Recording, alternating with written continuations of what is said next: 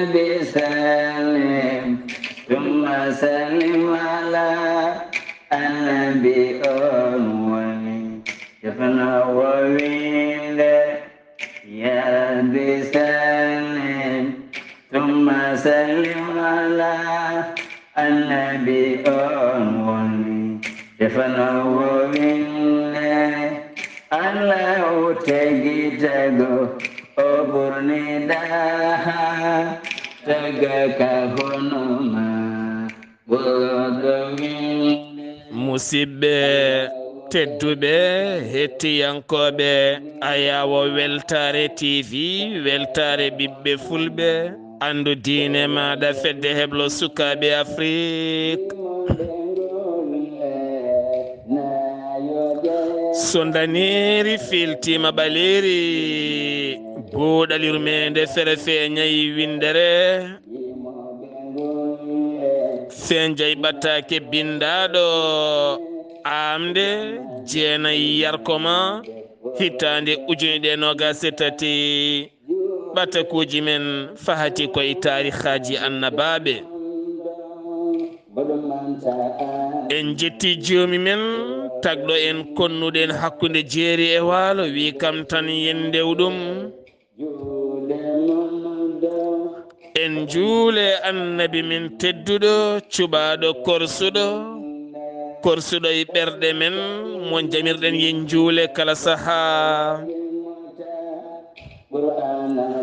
en duwanima jinnaɓe men jeyɓe sababu woodede men e o duniya en jetti en jaari khalifa min diine aada kala musidɓe tedduɓe bandiraɓe julɓe hettiyankoɓe ayawo weltare tv weltare ɓiɓɓe fulɓe taweteɓe joklina e windere kala sénégal mauritanie mali gambie guinée e diaspora o kala moni papɗo woni ɗo min calmini ɗum min juurima ɗum min jetti ɗum min duwanima ɗum min ñaagui ɗum duwaw kalɗo gonɗa min tinma tenti ɓe wonɓe kooya tigui tigui ɓe keɓeten ɓatakuji mumen e kala saaha ene kollita ko caɗele weeyo tan kono e kala saaha ɓe guitta téléphone ngaji mabɓe kala ɓe totta goto yaha to wuuro ɓattigo beele waɗa téléchargé ɓe ketto alhamdulillah mamin garto e moon so haaji jomiraɗo e haalde ɗo gonɗon kala moni kala ɗo woni ene tinana kono hande calminaɗi ɗi kala en pawi ɗum e dow musidɓe men weltare tv weltare ɓiɓɓe fulɓe ceerno abdoul bokoum ceerno mamadou bouba ceerno abdoul bokoum ceerno mamadou bouba ene wondi kadi e ceerno oumar samba sy e dendagal bandiraɓe weltare kala bandiraɓe rewɓe ɓe en pawi calminaɗi ɗi kala dow inde musidɗo men sohna Oumou Touré yaadiɓe weltare sohna Rahmata Damba sohna Hadja Damba ko nonne kadi e sohna Maymouna Ba e dendagal dilloɓe weltare kala sohna Anna Siré Sall debbo mo babaɓe calminaɗi kala pawama e dow inde équipe weltare kala nde yettinta dendagal bandiraɓe kala musidɓe tedduɓe eɗen jinno wadde meftande info seeɗa oɗo saaha ko dillini windere nde saabu so windere dilli en dillat en mbawa jooɗade mbasen dillu en dillat saabu ɗaɗi ɗi ko to eɗen gandi hakkude Israël e Palestine hande o ñawande nde koko jontiri holko jontiri ndeɗo henna ñawande eɗen gandi ko ñande asende Hamas dañi bettude Hamas ko fedde tawetene nder Israël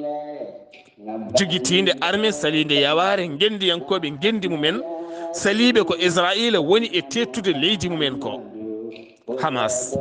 ɓe jogui ko commandoji mawɗi ala ko ɓen ko jarani ɗumen haydara so wona leydi mumen ɓen mbaɗi bettere mawde e nden ka Israël e ñukintoɓe Israël donki yiideɓe haɓe mbawi wadde toon fiyande bonde mawde hulɓinide kene wona ujunnaje 3 roquette woni koɓe bedde nder leydi Israël ɓe dañi yoɓade temedde jeeɗiɗi fittandu ɓe dahi kene fota wonde temedere neɗɗo ɓe gañi ujunnaji ɗiɗi e ko fawi neɗɗo Israël holliti hen metti mum ɓaleji kuƴum mawɗe kañumne diwni laaɗe mum sokki e mabɓe kure e bomboje yoɓima kene wona temedde joyi fittandu gañi ko heewi hewɓe nan puɗɗi eggude e nokkuji men to Hamas Fattah Palestine ne payi nokkuji goɗɗi o saaha Amérique holliti ene jogui armée faade lawol faade toon to Israël wallide ɗum leyɗele arabeɓe batu mumen ligue arabe noddi batu keñoraɗo ko ɓuuri yawde joni joni joofa peɗeli ko Iran wi woto joofoɗe ham peɗeli wona min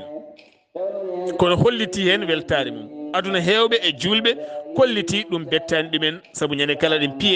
piyen mamin ne fi ɗum noon ko ɗo henna yarata rewi hen ko yerɓande leydi bonde musde wande hecciyanke o to Afghanistan jeeyi sababu kene wona ujunnaje tatto mayɓe hen eɗen gandi yerɓande leydi waɗino to Maroc musiba arino to Libye ko pittali kewɗi keddi hen ɗum ɗo hen woni meftande seeɗa nde jiɗɗen meftude e nder windere nde bandiraɓe mbawa humpitade nde tawno mbiɗen humpitade ɓuuri humpede musidɓe tedduɗe ceerno Abdullahi Sy mi salminima mi juurimamama mi ñaguimama duwaw moɗe mbara foftima no moƴƴi e wikke no alhamdulillah enen kadi poftima ɗum noon ceerno Khalidou assalamu aleykum wa rahmatullah calmina bandiraɓe ngal sa garini jewte meɗen seydi Sy dandama Yusuf e waydo nano Yunus ndemo dano ko ɓurɗo wille wa aleykum ssalamu wa rahmatullahi taala wa barakatuh Seydi Saar mi salmitimama mi weltanimama no fewi mi ñaganimama Allah moƴƴere to gonɗa foof mi ñaguima Allah ya won e jaam mi salminima no fewi en jetti Allah gartirɗo en hande e oɗo ñalawma altine ngam wawde jokkude jewte mbaɗannoɗen ko fati e gurdameje annabaaɓe meɗen taw ko e buuɗal yurmeende taw eɗen tolni e annabi Yusuf en calmini julɓe foof kono en gardini e calminali ɗi jinnaɓe men tedduɓe wonɓe sababu wodede men e ɗamɗon gurdam en calmini hen wurɓe ɓe en ñaguima Allah yo Allah junnu gurdam mabɓe Zeynab Abou Tafsir Mamadou mi ñaguima Allah yo Allah junnu gurdam yo duuso ɓooy yo Allah low cellal ha heewa Allah adda dayre Allah uddida asukaji ɗi kala o waɗana noon julɓe kala en calmini jinnaɓe men dawliɓe alhamdulillah en ñaguima Allah yo Allah hebbin e mabɓe yurmede muɗum caggal ɗum en calmini ceerno men giɗo men sehil men gandinowo dewowo Allah rewna Allah Karay Siré dewi ndiɗo sunnaji nelaɗo sallallah alayhi wa sallam jurum deero jiɗɗo ko moƴƴi jiɗanɗo neɗɗo kala moƴƴere o wiyete ko alhaji ceerno Mahmoudou Belli Mbaye en calminimo en juurimomo en ñaguimomo du'aw en duwima yo Allah junnu gurdam moƴƴina battane lowo cellal ha heew calmini galle o kala kono en calmini gawmen sehil men biyeteɗo ceerno Khalilou Mbaye en ñaguima Allah yo Allah low cellal ko juuti kono en calmini guiƴƴi meɗen ceerno Abdullahi Khalil Mbaye Seydi Mbaye en calmini cuddiɗo makko tako ɓi ceerno Mahmoud biyeteɗo sohna Amina en calmini jaatigui meɗen ceerno Ahmadou Diako musidɗo men giɗɗo men sehil men mo ganduɗa hicci hanki ha faade jamma hanki ko enen e mum gonduno to Elbef taw koto galle Ifra Karfa Soɗo e mawludu Elbef ceerno Ahmadou Diako mi salminima mi juurimama mi ñaganimama Allah moƴƴere to gonɗa foof ya wona jaam kono en calmini jaatigui meɗen Ifra Karfa So mo ganduɗa ko hanki jamma Allah itti en toon artiri en ɗo e Paris jettiri ɗum Allah no fewi en ñaguima Allah yo Allah yoɓ Ifra Karfa So moƴƴere kanko e cuddiɗo makko e ɓesgu makko kala Seydi So mi wima Sokhna Hawwa yo Allah yoɓe moƴƴere dardema faayo dinde dadugal ma tiiɗgal ɓernde ma laaɓnde yaanje golle ma jaaƴƴe keewɗe ceniiɗe jooɗɗe timmuɗe ɗe mankani. seydi Sow mi salminima mi weltanimama no fewi mi ñaaguima Allah ko jibinɗa foof yo Allah waɗi hen barke sohna Hawwa. kono en calmini sohna Fatimatu Bakkuba taw ko on woni cukalel ngel omo tawe hande to banggue meɗen to. en calmini Seyni Karfa Sow a jarama yo Allah yoɓe moƴƴere ko enen mbaldi jamma hecci hanki o a weeti taw ko jamma mawlidin nabiyi sallllahu alayhi wa sallam ɗon e Elbef. a jarama haala ma belka, a jarama golle ma payodinde, a jarama juuɗe ma ɗe nannata e posuji yo Allah yoɓe moƴƴere. en calmini dendagal Elbef naɓe kono en calmini président o fondation Nourul Huda hono Hammadi Idi Gueye en calminimo galle makko foof. en calmini jaatigui meɗen to Évro hono Gaynde Diako kono en calmini Haw Konté Seydi Konté yo Allah yoɓe moƴƴere. a jarama de golle ma payodinde, golle ma joɗɗe jaƴƴe, golle ma juɓɓuɗe mesalal ma ngal joguiɗa aɗa ñoota aɗa rendina yo Allah dumne e ɗum woto taj, yo Allah junnu gurnam hokkuma sago ma. en calmini dendagal bandiraɓe men taweteɗo toon. en calmini ceerno Yahaye Seydi Guisse kanko e cuddiɗo makko sohna Gedda, kono en calmini Baba Moussa e cuddiɗo muɗum mo ganduɗa ko moƴƴo biyeteɗo sohna Aissatou Saar to Jafan Soro Kum ɓeɗo, kono ceerno Gaynde Diako e sohna Hawo e ceerno Yahaye en ɓen nawtetemɓe koto Dondu. en calmini mawɗo moƴƴo biyeteɗo Oumou Touré en ñaaguima Allah yo Allah hokkuma sago makko, sohna Salmatou Ndiaye jibinaɗo Diop onon kala on calminama. kono en calmini jaatigueɓe meɗen, yiɗɓe men e sehilaɓe men taweteɓe to Le Havre eskey kadi ngoɗo wuuro alhamdulillah. ceerno Ahmadou Sy en calminimo yo Allah yoɓe moƴƴere, gorko karɗo du'awu, gorko dariɗo, gorko karay sire, gorko laaɓɗo ɓernde, gorko gando, gorko jooɗiɗo e gandal mum, o ƴetti gandal ngal waɗi tekkere o jooɗi hen yo Allah yomo moƴƴere. kono noon eskey sohna Fadimatu taw ko cuddiɗo makko en mbimo Seydi Konnati eskey o debbo ndaw ko ɗofti, ndaw ko moƴƴi, ndaw ko laaɓi ɓernde, ndaw ko laaɓi yeeso, ndaw ko woni jalowo, ndaw ko woni moosowo, ndaw ko yiɗi yimɓe, ndaw ko wawi yimɓe, ndaw ko wawi teddinde yo Allah yoɓon moƴƴere ko jibinɗon yo Allah waɗa hen barke. en calmini ceerno Samba Gangue e cuddiɗo mum biyeteɗo sohna Khadja taw en yette Dia, kono nawtetemɓe koto boosiyaɓe eskey oɗo gorko e oɗo cuddiɗo yo Allah yoɓon moƴƴere, teddugal mon mi yejjitta yo Allah hokku on sagoji mon e ɓesguji he. ceerno Baya Thiam e sohna mum sohna Aissatou Ndiaye, Seydi Thiam Seydi Ndiaye taw ko Sinthiane Padalal.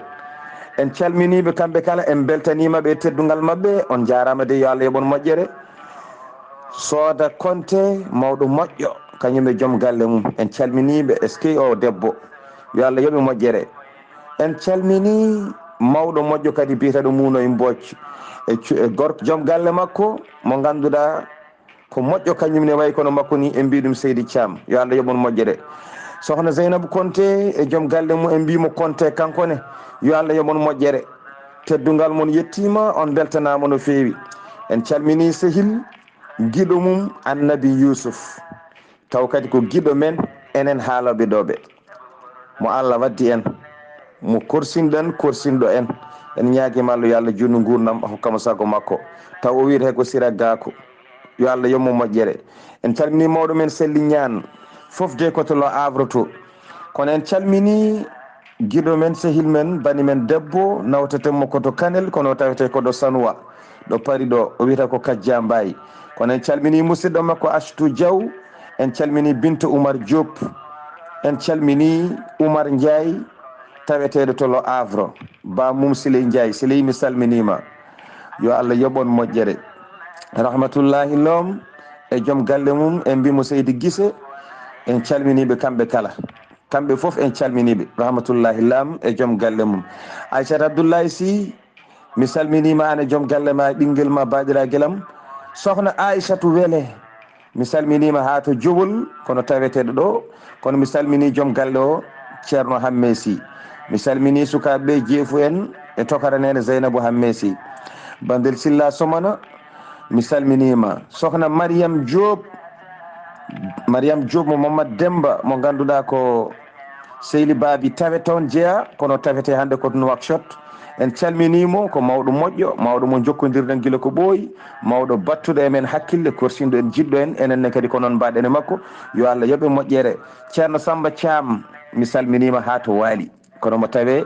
e diwan Le Havre, gorko moƴƴo, gorko mo ganduɗa ko nani en tan yiɗi en, ko kanko wi o noddimi téléphone ceerno Khalid to jiɗɗa yaade foof hade goɗɗo adade ko min nawatma e otam,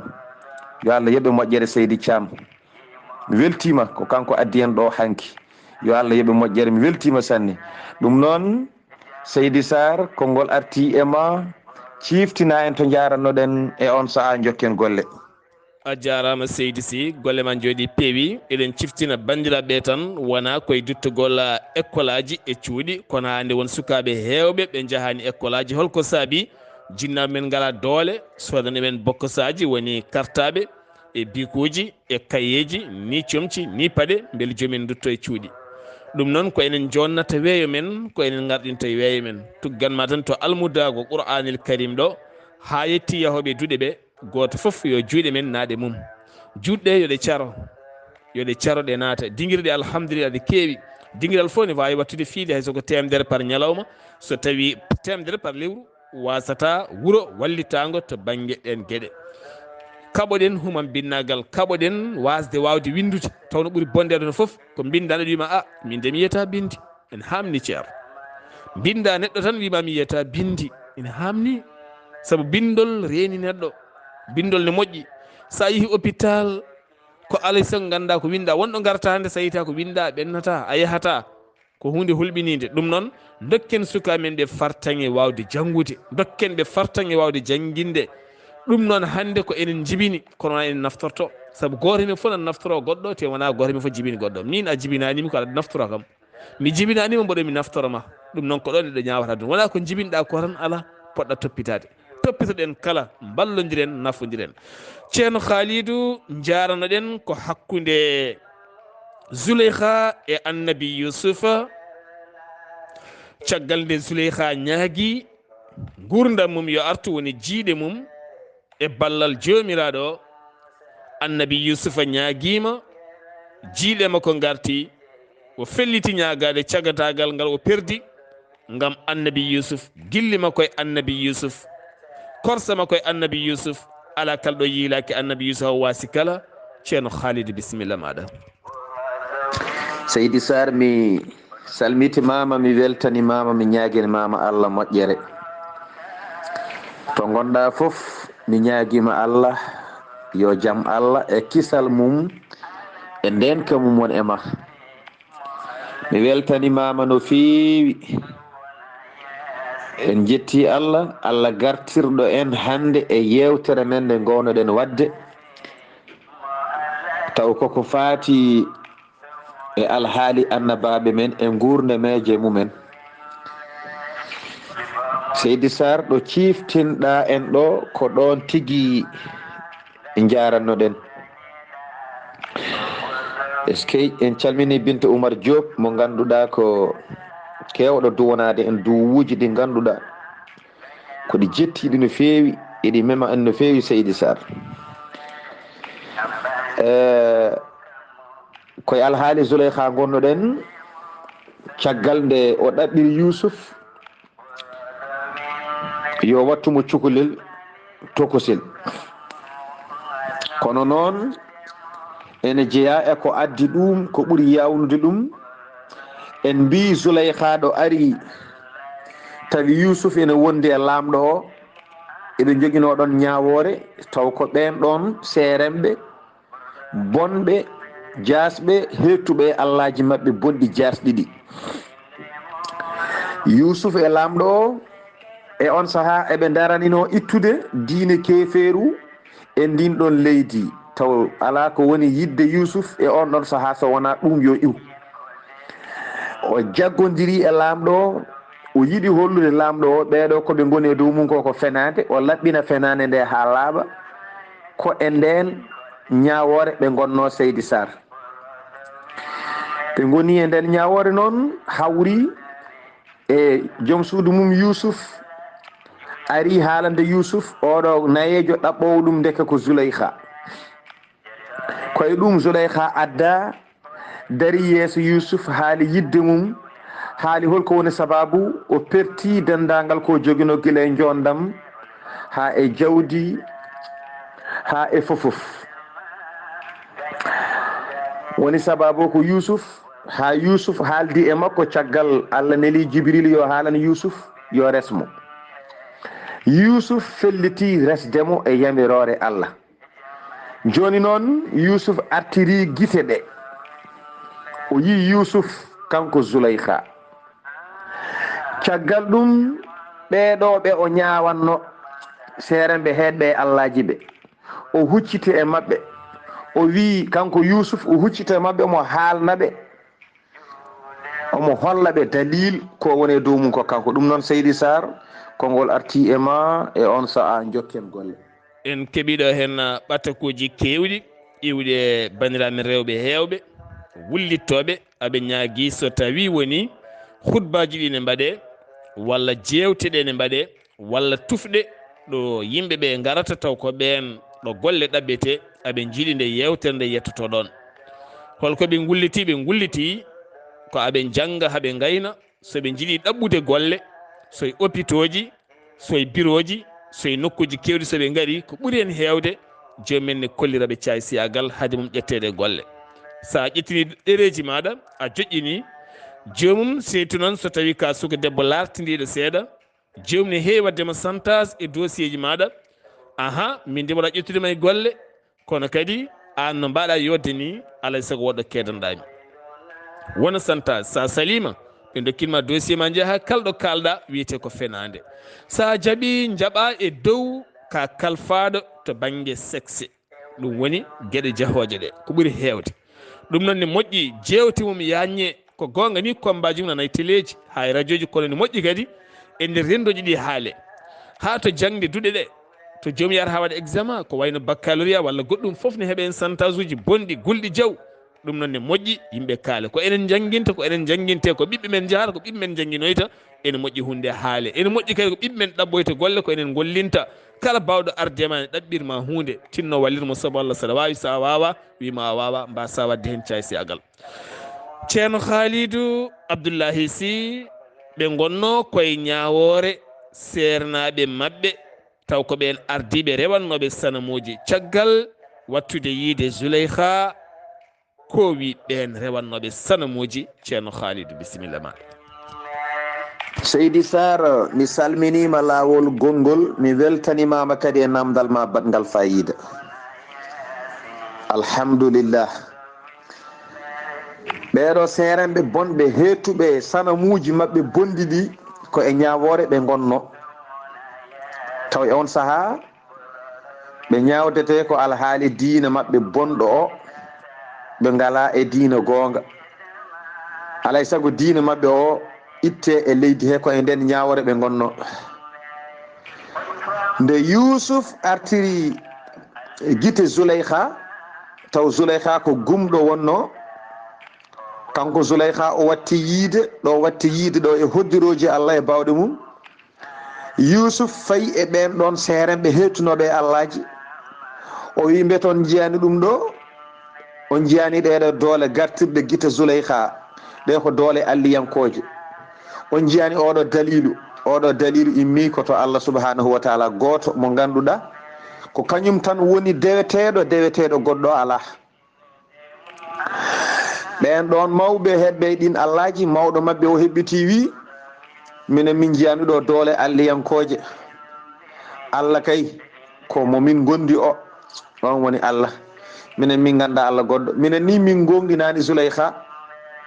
wonde ko gumnoɗo ɗeɗo guite ko muɓɓunoɗo ɗe tan kono o wumano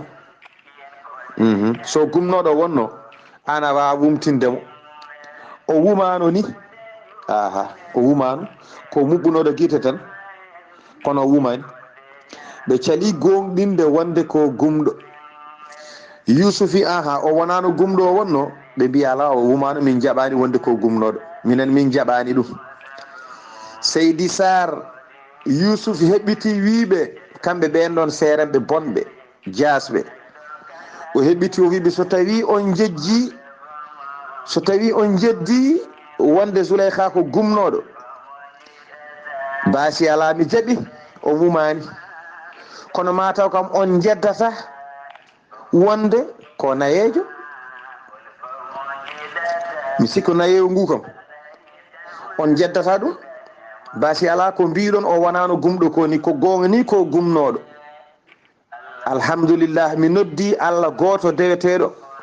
ala so wona kañum o artiri guite Zuleyha watti yiide on jaɓari ɗum ko gonga basi ala ɗum mi woppidi on so yiiɗi o wumano kono mi sikki kam on jeddani ko nayejo hande o kam o mankani duuɓi temedere ko nayejo oɗon jeddi ɗum ne ɓe mbi ala min jeddani ɗum noon Seydi Saar konngol arti e ma e on saaha jokken golle ceerno Khalidou aɗa andi jeddowo mo Allah wurti e yeddude ɓernde nde gonɗinta ɓernde nde jaɓata ɓernde yeddore ɓernde ka haala kala yedda nden ɓernde ko ɓernde ñawde nde wonde ɓernde nde Allah wiyata to e suratul Baqara ko ɓernde ñawde Allah ɓeyde mum ñaw so tawi neɗɗo jogui nden ɓernde hayso julɗo yo rento ceerno Khalidou ko Yusuf wiɓe caggal nde ɓe jeddi gumdam Zuleyha holko wattidi hollude ɓe ceerno Khalidou mi salmitimama lawol gongol Seydi Saar mi weltanimama e namdal ma paayo dingal yo Allah yoɓɓe moƴƴere en calmini kaw Yaya ɗo duttintan konngol ngol ɗo ene welamo wadde eɗen ciftoramo e on ɗon saaha Seydi Ba mi weltanimama no feewi ayiɗo henna kanko Yusuf o heɓɓiti o wiɓe wona on jeddani kam ko nayejo ɗum kam oɗon jaɓi ɗum wona on jeddi o wonano gumɗo te kadi ko gumɗo o wonno Allah kadi nandi ko gumɗo o wumti on jeddi ɗum sibi candallagal mon e jasire mon kono mi sikki kam on jeddani kanko oɗo Zuleyha ko nayejo wona oɗon gandi kam hande o ko nayyuɗo koye mamiraɓe ɓurɓe mawnude jeeya e leydi he joni noon mbiɗa namdo on somi artiri cagatagal makko e cukagu makko oɗon gonɗina Allah o wiɓe dani goppon ko ndewɗon ko gandon ko fenani garon gonɗi noon Allah ɓe keɓɓitiɓe mbi Zuleyha de so cagatagal mum arti so jonnam mum arti no mbiruɗani hay maynoɓe ko gartata eɗen gandi ɗum ko firata ɗum firti ko Zuleyha wawa ruttade e cagatagal mum jonnam mum wawa artude wawa wontude cukalel joni noon Yusuf wiɓe mbete somi artiri cukago makko mi artiri jondam makko ɗam o joguino no gandirno ɗon mo ni jondam makko no wano mbete oɗon gonɗina Allah gaccon o bone mo ndewɗon ɓe mbi min gonɗinat sibi oɗo Zuleyha o cagatagal makko e jondam makko wawa artude ɗum kala nde arti maynoɓe pop garta hay goto heddotako e on ɗon saaha Yusuf wi basi ala Yusuf ummi ɗo huccinno e mabɓe ne haalda e mabɓe ɗo ngabbiti dow rutti caggal seeɗa o fayi e Zuleyha o ƴetti kaala makko ka kadi o hippi e muɗum o woni e duwade omo lorlikino ɗo Allah o duwi ha o watti woyde ha juuti o ɓooyi e duwaw he noon ha juuti o ñoorti kaala makko e Zuleyha ɓe ndaari Zuleyha kamɓe ɓeeɗo jasɓe ɓe tawi Zuleyha wonti cukalel tokusel jaarowel duuɓi 3 jondam mum arti ɗo wonno ha ɓurti ɗon yodde ɓe puttinimo guite ɓe ndaari kamɓe pop ɓe daarodiri. Seydi Saar konngol arti e ma e on sahaa jokken golle. mbiɗa anndi hannde bañiraaɓe men rewɓe kala ma poɓɓu kelle maɓe belto ɗo Yusuf wonti sagata nde tawno kamɓe kala aɓe caggal aɓe ɗo Zuleyha wonti sagata jaafuɗon sabu kamɓe kala aɓe caggal Zuleyha teni kadi aɓe gondi e Zuleyha aɓe jiɗani Zuleyha dañci ɗum nde tawno goram ɓe jurmimama no feewi e kala sa min keɓa ɓatakuji moon ko fati oɗon fannu. ceerno Khalidou hande o saaha mo gonɗen ay ɓeya wileɓe ɓe Misra ɓe annabi Yusuf waddata ɓe fenoɓe hande goram ɓe jibini ha heewi ɓe caari windere nde ne waɗi hen waɗeɓe ne waɗi hen ɓaale waɗi hen foof neɗɗo ne yaha ha jaɓa Allah tawne wuuri fenade ɓurde bonde penale tawne suuɗi caggal Allah sa yimo cikka ko neɗɗo Allah taw ko penowo bonɗo baɗowo ko fewani ɓen hande ne jeeya e moddinɓe diine o moddinɓe sernaɓeɓe moddini l'islam o ɓe jahata koye inde l'islam kono taw koɓe bandiji mawɗi ɓen hande ene hen ɓeɗo hennane moƴƴi ɓe cakte yimɓeɓe ganda aɓe leyɗele he no fewi no fewi no fewi no fewi ha wona seeɗa ɗum jeeyi sababu noon saaha kala so neɗɗo tatima ha waɗirimo khutba tan sorana galle mum duppe walla woda ko dañi hen caɗele goɗɗe nde tawno hande hay ɓen ardiɓe kulti haalde gonga nde tawno kañumen e koyemen ko sakkuɓe juuɗe saabu neɗɗo so wuuri sakkude junggo e fadde wonta haal gonga ɗum ko hunde sattude. ceerno Khalidou Abdullahi Sy Zuleyha wonti suka debbo ceemedo joɗɗo mo jonda mum arti ha ɓuuri ɗon ko jokki hakkude Yusuf e ɓen hefreɓe wileɓe rewɓe sanamuji. ceerno Khalidou Seydi Saar mi salmitimama lawol gongol mi weltanimama no feewi e namdal ma payodindal a jarama no feewi en calminiɗo baba Sildou Mbodj gorko moƴƴo gorko ganduɗo gorko bittuɗo gorko korsinɗo en jiɗɗo en saabi Allah ina laaɗo mum jiɗɗo gandal jiɗɗo kadi annabaaɓe e histoire uji mumen en mbimo Seydi Mbodj. Seydi Saar e hoddiroje Allah e bawɗe mum Allah waɗi Zuleyha wonti cukalel e du'aw annabi Yusuf e yamirore Allah o wonti cukalel Yusuf namdi ɓen jasɓe no woori ko kaldunoɗen ko mbiɗon aɗa andi kefeero wonɗo tolnoto e kefeeru ene metti artirde ɓe mbi ɗum ɗo ko bilewma tan gartirɗa ɗum kamɓe ɓe jaɓani ɓe gonɗi wona gonɗinoɓe ɗum ɗo wona gonga ɗum ko peeje makko tan e bilew makko addanimo wadde ndani e on saaha noon kamɓe ɓe nanga ɓe moftoya woni ɓe cokoya Zuleyha nanga natnoya nder waɗoya e nokku mum e on ɗon saaha joom suudu mum Yusuf mawɗo o e joom suudu lamɗo o gondi e makko toon kanko Zuleyha ɓe nandimo suudu to toon o faɗɗi o ronki wadde hay hunde ɓandu ndu foof maayi caggal ɗum ɓe mbadde e makko ɓe gaddi ndiyam ɓe bicci e makko o dilli e on saaha noon o wi joni omo yiiɗi ɓe goppamo kanko goto o wona ɗon o yeewa e hoore makko seeɗa kanko Zuleyha o yeewi e hoore makko ha wonoy dumunna seeɗa lamɗo o are Yusuf wi Yusuf wone namdar Yusuf ɗeɗo golle kam Yusuf wi ɗeɗo golle alliyankoje ko Allah tan gollirtani ko Allah waɗirindani lamɗo o haawa kanko yimɓe ko foof kala mo wonduno haawama ene jeeyaɓe wonduno Malik ibn Zar oɗo gorko ne wonde mabɓe Malik ko oɗo yeyno annabi Yusuf ko oɗo jogino sete gumminoɗo ene fay Misra ha rewi to woyndu Yusuf to weddonoɗo ƴetti ɗon Yusuf yaltini ɗum ha mawniraɓe Yusuf ngari jeeyimo annabi Yusuf ko oɗo wiyete Malik ibn Zar ɗum noon Seydi Saar mi salminima konngol arti e ma e on saaha jokken golle. ɗum noon oɗon namdotanoɓe hol sifa gurdam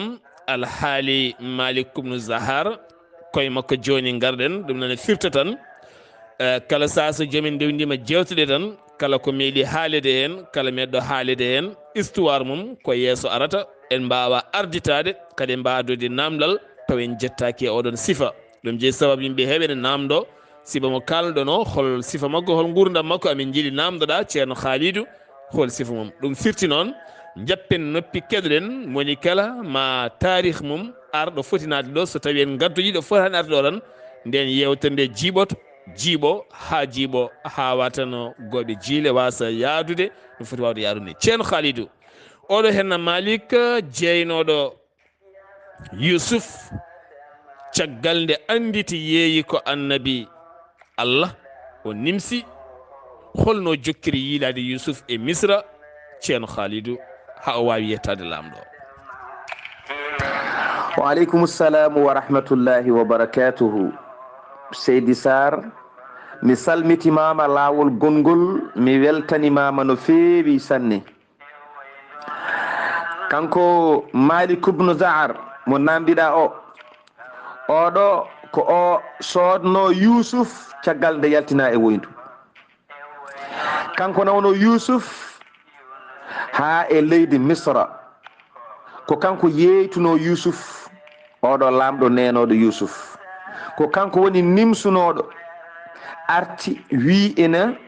wurta coggu ngu yeyno Yusuf ngam yaadude e Yusuf lamɗo o sali o waɗi hunde fof lamɗo o sali o wi omo waɗa doole lamɗo o wi yo sokoye Yusuf ñaagui o woppa gila nden o yalti boowal o wi ɗo kaadi gurdam makko so Yusuf artani e juuɗe makko kanko o yaltata leydi Misra kanko oɗo Malik ibnu Zahar taw noon kanko Yusuf koɓe taniraɗo goto kanko ko tanum annabi Ismaila kanko Malik ibnu Zahar Yusuf ko tanum annabi Ishaq e annabi Ismaila jiidi baaba Yusuf yalti e annabi Ishaq to banggue taniragal Malik ibnu Zahar yalti e annabi Ismail to banggue taniragal wadde Malik ibnu Zahar soodimo e saaha mo anda wonde koɓe kosam gotam addimo leydi Misra yeeyimo anda koɓe kosam gotam kala nde Malik namdi Yusuf holi an guila nde soodimo o yaa hawɗaba haalde komi ɓi annabi Yaqub on ko ɓi annabi Ishaq on ko ɓi annabi Ibrahima o yiɗa wiide noon kono noon Jibrilu alayhi salamu de tawi mo nder woyndu kanko annabi Yusuf Jibrilu wimo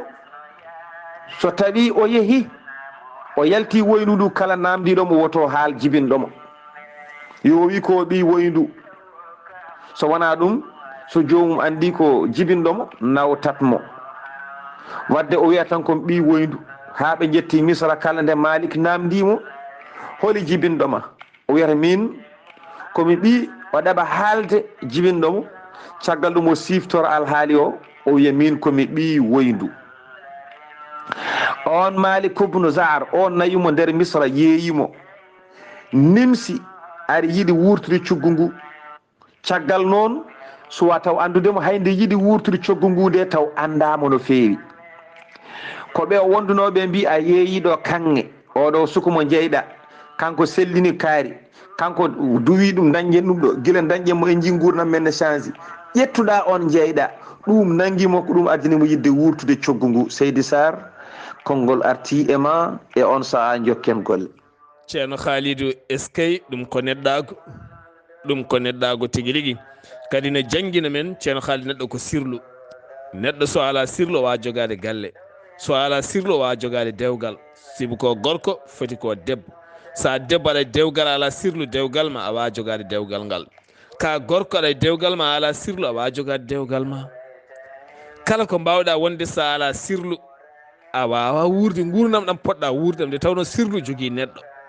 ɗum jeeyi sababu kanko annabi Yusufa nde Jibrilu haalanimo ko haalanomo kala so haali o haali tan no yettaɗo ɗo yetti hande ɗo annene joom sirlu sa sakti sirlu ma a hayti yettaɗo poɗɗa yettaɗo neɗɗo a jogoto sirlu ma ha jettoɗa poɗɗa yettade ɗo kala hande jettiɗo foti yettade ko joguiɗo sirlu heddo mbiya aɗa ñiga kaari min kaari waynaki yimi ten kaari yettima so waynino mam ene wawini sababu ma wasa yettoyade mofte sirluji mon ha tiiɗa nangue sirluji mon ha tiiɗa ko ɗon foof moƴƴata ko ɗon foof bonata neɗɗo yo won sirliyanke ɗum jeeyi sababu hande annabi yusuf yettiɗo so yaltuno e woydu heran o wi min komi gujjaɗo naggam o haali naggam tan ɓen ganda nawtamo o hayata yettade ɗo yettiɗo Allah tan andi ko waɗata ko ɗum noon ɗaccen Allah golla ko foti gollande men ko mbasen arditade rokkude yimɓe miijoji sirluji ha wontane men caɗele ɗaccal buduk badal ganden hen ceerno Khalidou Malik ibn Zahar e nimsa mum caggal nde yeeyi annabi Allah taw andano holno waɗi haw wawi yettoyade annabi Yusufa. mi salmitimama lawol gongol Seydi Saar mi weltanimama no feewi mi ñaganimama Allah moƴƴere en calminiɗo baba Abou Niane gonɗo to dowlaji dentude Amérique taw jeyaɗo to Soringo en calmini miñiraɓe wonɓe toon ɓe kamɓe foof kono en calmini nen fama gonɗo to Soringo alhamdulillah Seydi Saar oɗo Malik ibn Zahar mo mbiɗen nde o ronki hebde Yusuf o yalti boowal o hoddiri e hoore makko caggal o ari o naddi e Yusuf nder suudu Yusuf haalnimo jibinɗo ɗum e jibinɗo on e jibinɗo on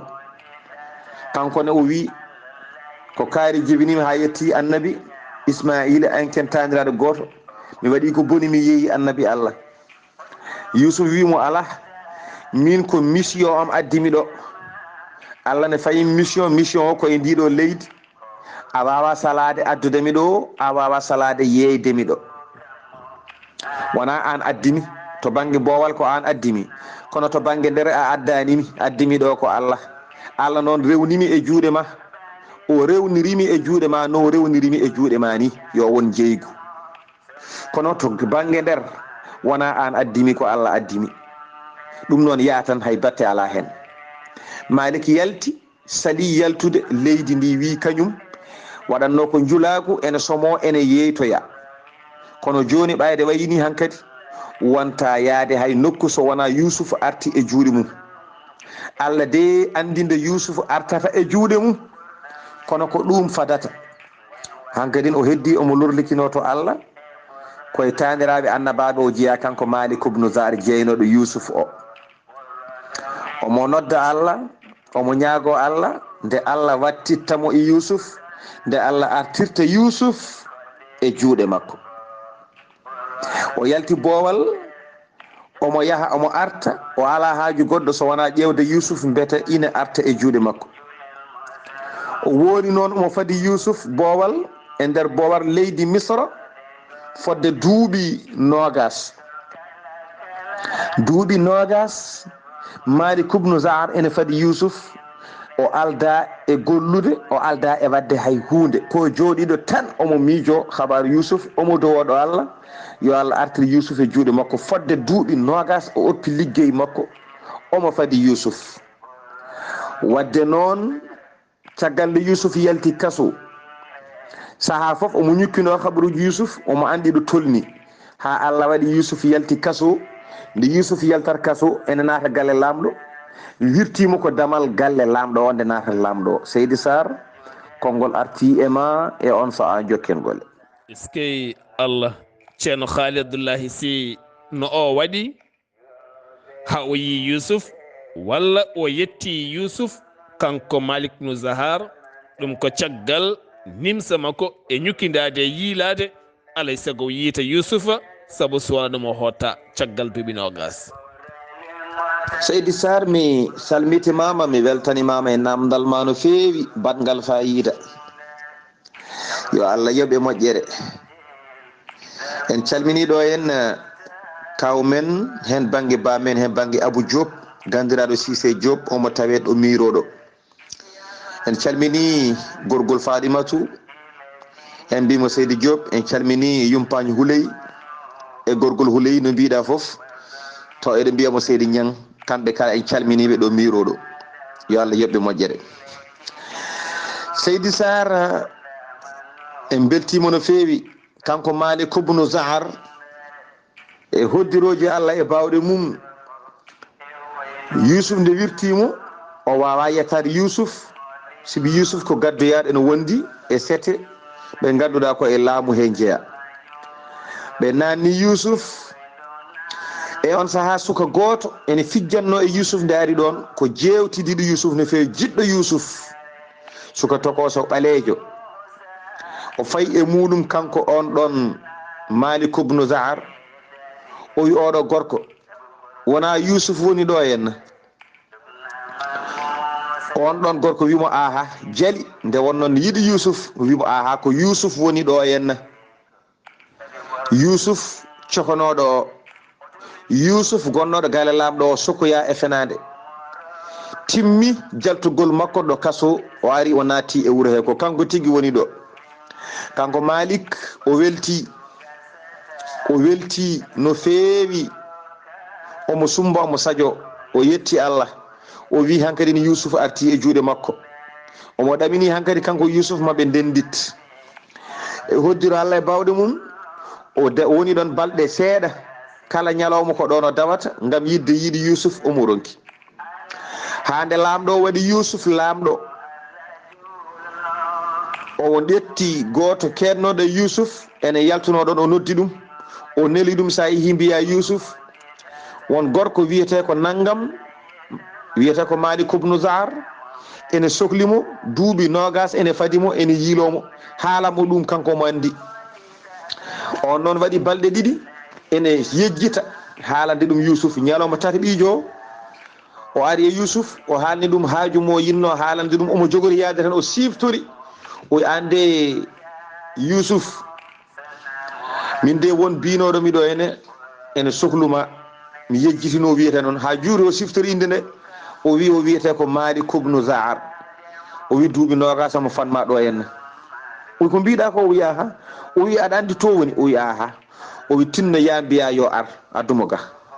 ɗum waɗi on yeehi noddi Malik, o wimo nooto Yusuf.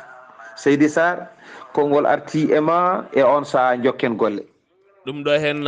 ɗum janguinten ceerno Khalidou ko nimsa. neɗɗo so nimsi yawat baɗal nimsuɗo. kanko ɗo hen Malik ibn Zahar nde o nimsi, o waɗi golle nimsuɗo, kono mboɗo nimsi mi hollirta komi nimsuɗo, wonko laaɓani hen. ceerno Khalidou, Yusuf noddimo, o fayi to Yusuf, ko waɗi Yusuf e koɓe nde ɓe jiidi nde, holko ɓe kaldi kamɓe ɗiɗi ceerno Khalidou? mi salmitimama laawol gongol Seydi Saar, mi ñaganimama Allah moƴƴere. Malik ibn Zahar, Yusuf noddimo, o ari o nooti Yusuf, o yetti Yusuf tan, o rangani koyɗe mum, omo ɓuuco, o woni e woyde. Yusuf wi ala. Yusuf nangi e juuɗe makko, umminimo dow, o wi mi tooñi annabi Allah. Yusuf wi ala, a toñanimi, bisimilla ma, mi bismimama. e on saaha Yusuf wimo joni an ko an ɓurata ɓattademi, an wonata junggam ñaamo. Yusuf ƴettimo, rokkimo ɓornanteri, rokkimo joguitaje, nannimo e laamu muɗum kanko Malik ibn Zahar. ay Allah yoɓimo golle makko, o fadi annabi Allah o andi o waɗi ko weñi seeɗa, kono wona gandal, wona tintude, o tayani, o jooɗi, omo fadi oɗo annabi Allah ha Allah yaltina ɗum. so dancani ɗum, o itti ko wanno ko, o wonta liggade, o wonta wonde neɗɗo. ay Allah yoɓimo wonde ɓurɗo takkade e Yusuf,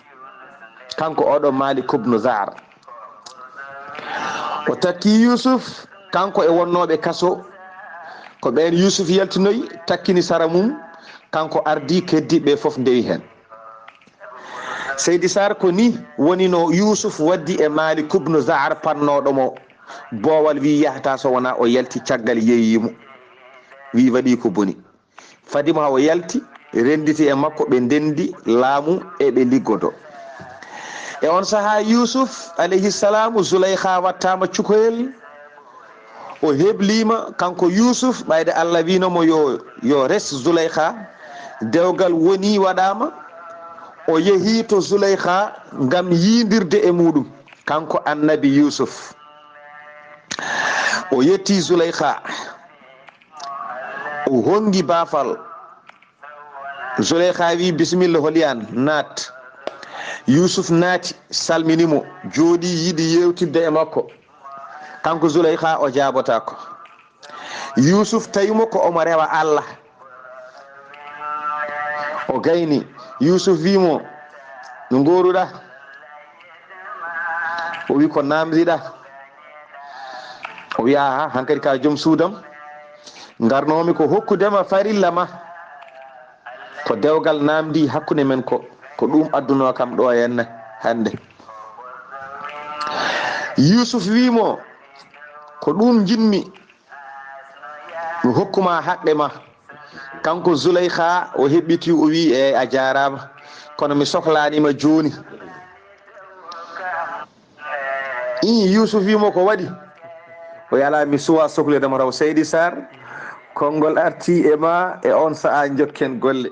est ce que ceerno Khalidou saha koɓe ke wutteji ko mi tooña ɓe seeɗa ɓe ponmi toñje ɓe noon ɓen toñami ɗo koɓe ke wutteji ko ceerno Khalidou ko woni sababu holko woni sababu kanko Zulaykha o sali Yusuf caggal wonti dewgal natti wonde nde to ɗaɓɓande nde o ɗaɓɓuno Yusuf ceerno Khalidou Seydi Saar mi salmitimama lawol gongol mi weltanimama no fewi e namdal ma ngal namdiɗami yo Allah yoɓe moƴƴere holko woni sababu Zulaykha sali Yusuf caggal omo rewi e mum duuɓi omo yiɗi yettade ɗum gila adana o ronki joni noon wonti ko dagui wonti dewgal Yusuf ɗaɓɓimo to banggue jettodiral kono o jaɓani o wi o suwa taw sohlu Yusuf Seydi Saar mi weltanimama e namdal ma bangal fayida jettingal timmungal ne kay kanko oɗo Zulaykha alhamdulillah ɗo en ciftoriɗo ene mawɗo moƴƴo biyeteɗo Sira Gako yo Allah yommo moƴƴere jiɗɗo Yusuf kolluɗo gilli holli en omo yiɗi Yusuf en ñaaguima Allah barke Yusuf o yo Allah tasɗum e makko kanko e ɓesgu makko fo Seydi Saar kanko Zulaykha o wi Yusuf mi suwa sohludema taw Yusuf wimo an kam Zulaykha ɗum de ina hawni ma sha'nuki la tuhibbini kama kunti awwalu marra an ko waɗi holko woni fiyako ma holko waɗi an a yiɗani kam joni hono latironɗa guilay arwande lawol aɗa yiɗimi no jiɗirnoɗa kam ndenni ko waɗi sababu joni a yiɗira kam noon a ɗaɓɓinomi jammaji e ñalaɗe a ronki joni noon wonti gonga holko waɗi sababu aɗa falo kam Zulaykha heɓɓiti wimo lamma zuktu mahabbatallahi shaghalani dhalika an kulli shay ay nden mi meeɗi gilli alliyankoji ɗi ay ɗum de sohlini kam mi dañi e ɗum sohla mi yiɗi ɗum ga kala ko wona ɗum mi meeɗi gilli Allah ɗi memi ɗi kewi e yam ha mi yiyata hay hunde so wona ɗum ko ɗum tan de kono wona goɗɗum caggal ɗum machallah Allah waɗimo julɗo gonɗinɗo Allah sowi gilli ɗi o yinno Yusuf ɗi hono majjum ha heewi nanni e ɓerde makko o yiɗi Yusuf ko ɓuuri ko yinno ɗum gila adana Allah ƴetti gilli kadi Zulaykha nanni e Yusuf ɓe gurdi won konngol wi ɓe gondi duuɓi 4 won konngol wi ɓuuri ɗon kono ko wawi wonde hen fof so hawri e welede Allah ma en gara hen no foti duuɓe gurdi no foti ɓiɓɓe ɓe dañji ɓiɓɓe ɓe holno mbiyete so a hawri e welede Allah yewtere men aro yore ma en kal ɗum nde Yusuf yettodi e makko jamma mabɓe gadiɗo so hawri e welede Allah holko holno ɓe mbaddi holko Yusuf haalnimo so hawre welede Allah may garoy hen ɗum noon Seydi Sar ko ɗo yewtere men hande haadi yo Allah hokku en hawrude e janggo jokken Yusuf so hawri e welede Allah. En calmini dendagal julɗo ɗo woni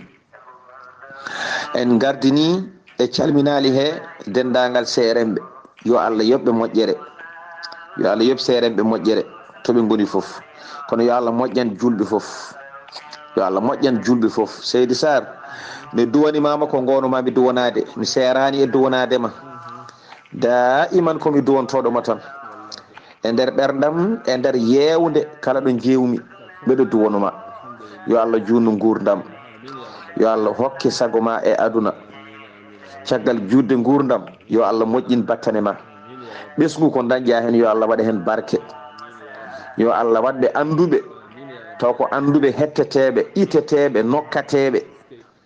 tuugnorteɓe taw kadi ko e gurdam ma aɗa nemoro ɗum ko e nemaji jeeya Allah hokkuma ɓiɓɓe waɓe noon aɗa wuuri aɗa fawi hen guite ma alhamdulillah. Allah dey ko dokko Allah ne wawi rokkude Allah so ñagama ko dokkowo en ñaguima Allah yo Allah waɗane ɗum mi duwanimama barke annabi sallllahu alayhi wa sallam barke fatiha barke teddugal nelaɗo Allah sallallahu alayhi wa sallam barke qur'anil karim yo Allah waɗane ɗum o waɗano ɗum dendagal julɗo julɓe ñagotoɓe du'aw e kala haaju e kala no sifori en ñaguima Allah yo Allah humtu ɓayde koko nafatamo yo Allah humtu haajuji dendagal julɓe ñaaguiɓe en du'aw sen jaabima sen jaabani en nani en keɗima en ñaaguima Allah yo Allah humtu haajuji ɗi foof guila e dewle ha e kulhuli ha e haajuji goɗɗi jiɗaɗi yo Allah yettini yo Allah ittanen kulhuli ɗi yo Allah kadi safaran en dewle ɗe o waɗa hen paamotiral kala hen ko gasata inchallahu taala moƴƴata yo Allah ittu addana goto foof ko yeɗa nde won noon foof ne moƴƴi fa imsakum bi ma'rufin aw tasrihum bi ihsan so gasata tan hay yafodirde nde ɗum wona ko harmi yo Allah won ballo yo Allah won ballo yo Allah won ballo oɗon jallo oɗon jaafo. Seydi Sar musidɗo ma guiɗo ma Khalid Abdullahi Sy ɗum noon yo Allah hokku en hawrude e janggo jokken yewtere men inchallahu taala. يا بسالم ثم سلم على النبي أولي يفنى وويل يا بسالم ثم سلم yewtere mon buuɗal yurmeende tarihaji annabaaɓe en rokka mon docteur Djiby Sow. Docteur Djiby Sow ko wittiyanke safriyanke mo joomiraɗo rokki sellinde o saaha mo gonɗen. Docteur Djiby Sow tawite to kiidira baɗɗo wittoji mum to leydi Mali ha faynma to leydi Sénégal e nokkuji goɗɗi kala. Docteur Djiby Sow safriyanke ngana cafrowo ñaw biteɗo fibron wonata koye reedu wayno ɓiɗɗo haɗa debbo ɓesnude omo walluma ha jibina ɗum jami celal kisal tawalda e caɗele. Docteur Djiby Sow en yaltina kiis jirlotoɗo e nder ɓandu nem e morit gonɗo nder e jalto bowal kala. Docteur Djiby Sow de en safa prostate ñaw hande tampinɗo yimɓe hewɓe no fewi nonne kadi gonduɗo e asma jaɓeɗa ɗojjo dumigo koyɗe musoje keceji musoje fode koye musoje. Docteur Djiby Sow ne safra on cimmiɗo ha huɗo bonko ko naate ƴiƴam mum mo seyɗani memi caɗele goragu caɗele ɓesgu kala e mum de sa jokkodire Docteur Djiby Sow ma wi alhamdulillah. Sa yiiɗi hebde Docteur Djiby Sow mbatta ko 00 221 77 244 92 81 walla mbaɗa 78 353 28 92. So tawi noon ko tonggode makko leydi Mali ndenne waɗi WhatsApp mbatta ko 00 223 70 85 72 47. musidɓe tedduɓe Docteur Djiby Sow e jeese meɗen o.